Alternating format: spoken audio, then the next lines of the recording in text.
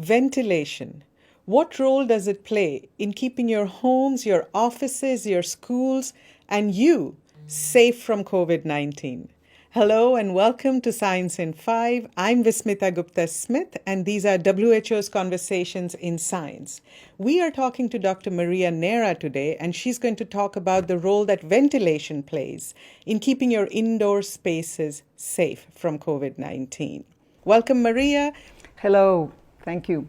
My first question to you, how important is ventilation and how does it make our indoor spaces safe from COVID-19?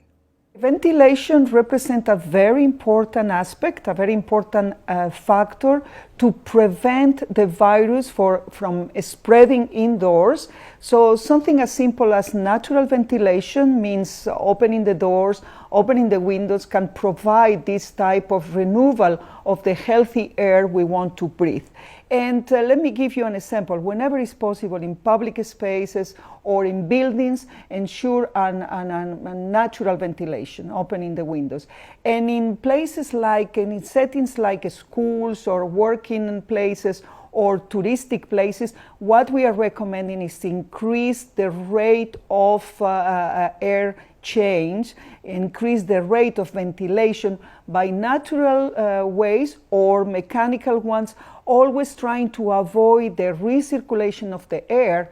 And when you cannot avoid it, then having filters that are properly and regularly maintained and changed is needed. Please don't forget that ventilation is very important, but it's not the only measure. So this has to be one intervention, part of a package of intervention to prevent the COVID-19 to be spread.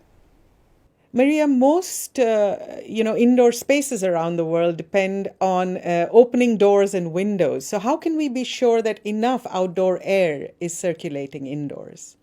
Of course, we need to consider the space size. I mean, how big is the room or the space we want to ventilate, the occupancy rate, how many people is occupying that room, and the activities that are carried out in that space. And of course, there are formulas to calculate all of that, but essentially what we know is to renew the air. And to give you an example, if in 1 hour you change your air 6 times, I think that will provide a quite sensible way of making sure that we are reducing or preventing the spread of the virus indoors. Maria, it's not always possible in heavily polluted settings to open doors and windows. How should we manage outdoor air pollution, preventing that, as well as preventing COVID-19 and keeping our houses better ventilated?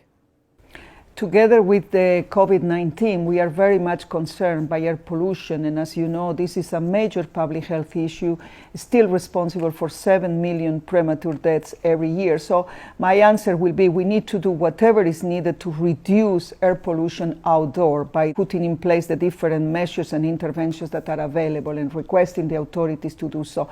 But while this is not possible, we need to make sure that we still ensure some natural ventilation, except, of course, if you are very close to the source of emission or there are very heavy and very high levels of pollution.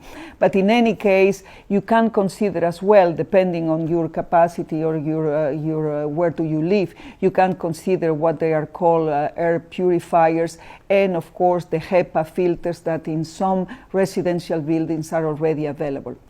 Thank you, Maria. That was Dr. Maria Neira talking about ventilation and the role that it plays in keeping you safe in your indoor spaces. If you find this content useful, please share it with your colleagues, with your friends and network, and invite them to follow us on our social media channels. Until next time then, stay safe and stick with science.